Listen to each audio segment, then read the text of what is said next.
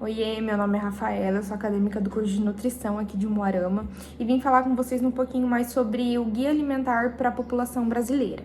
O Guia Alimentar, ele surgiu com o intuito de trazer mais liberdade aos brasileiros na hora de escolher qual alimento consumir, uma vez que a alimentação não está ligada somente ao ato de comer, e sim ao modo de comer.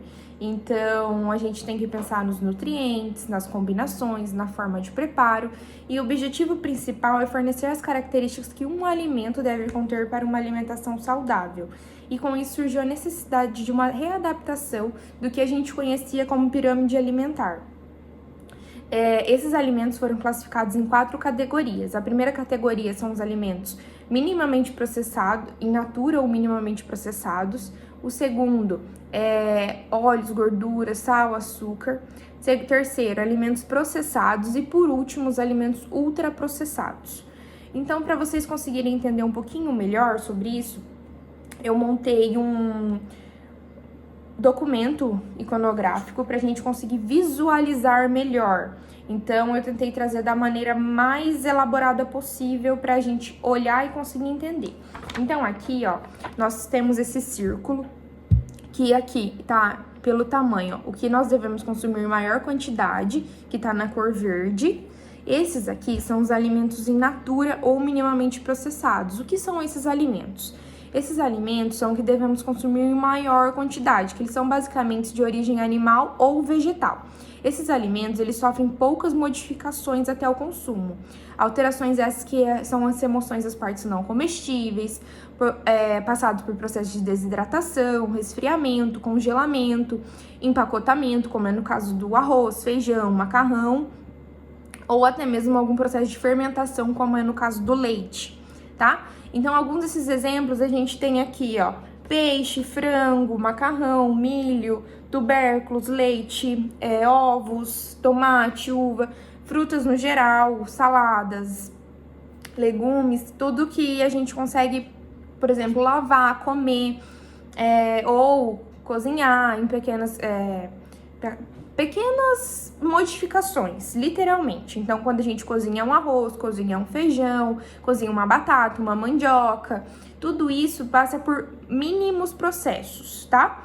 Então, aqui, nessa parte aqui mais em azulzinho, pra gente ter um pouquinho de atenção, são a segunda classe, que são conhecidas como os óleos, gorduras, sal e açúcar.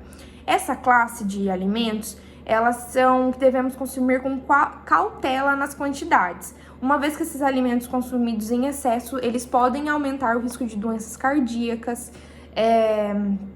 cárie, obesidade, entre outras doenças crônicas.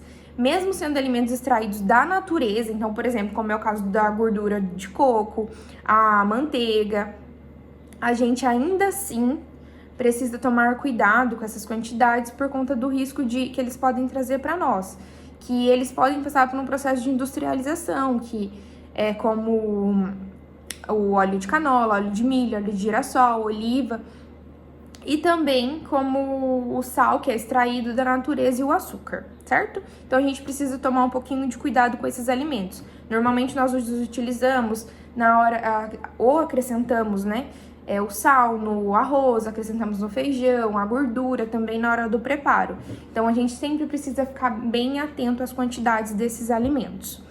Nosso terceiro grupo de alimentos são os alimentos processados, que basicamente são os alimentos que sofrem poucas alterações até o consumo final, que são os molhos, molho de tomate, as conservas, de azeitona, de pepino, que também passam por um processo de industrialização, mas eles normalmente são preservados em vinagre, salmoura, e daí não tem aditivos químicos nele, tá? Então, eles passam por uma industrialização, que é colocado sódio, açúcar, gordura, mas não substâncias químicas. Dentre eles basicamente aumentam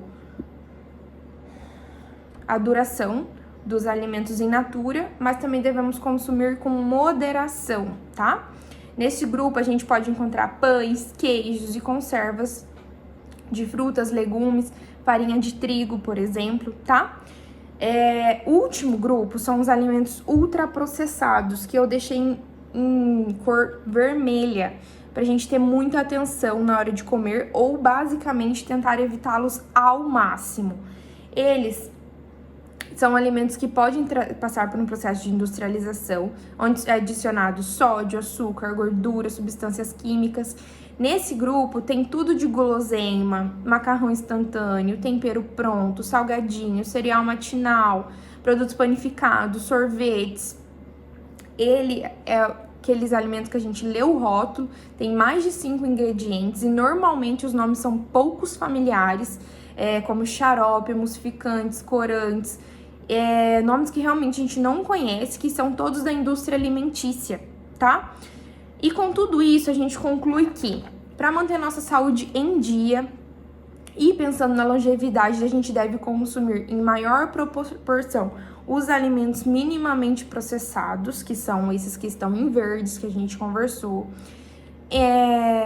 com moderação, muita moderação, óleo, gordura, sal, açúcar, e os alimentos processados, que também tá aqui, ó, em amarelinho, pra gente ter atenção. A gente pode consumir, mas com cautela.